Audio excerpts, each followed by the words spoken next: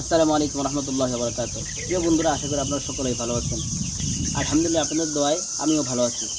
প্রিয় বন্ধুরা, আপনারা অনেকেই মনে করেন যে দেশি মুরগি ফার্মিংয়ে লাভ করা সম্ভব না। আসলে কী কারণে এই দেশি মুরগির সেক্টরে আপনার লাভ করা সম্ভব না? এই দেশি মুরগির সেক্টরে লাভ না হওয়ার পিছনে সবচেয়ে বড় কারণ হলো আমরা সকলে কী করি, ইউটিউবের ভিডিও দেখে তারপরে এই ফার্মিংয়ে চলে আসি। চলে এসে এখানে আমরা অনেক টাকা ইনভেস্ট করি। ইনভেস্ট করার পরে আমরা একটি খামার দিই অনেক টাকা খরচ করে। এরপরে মনে করেন আমরা দেশি মুরগির বাচ্চা আনি অথবা বাজার থেকে মুরগি আনি। আনার পর দেখি কি আমাদের প্যারেন্টসের একটার পর একটা সমস্যা লেগেই থাকে।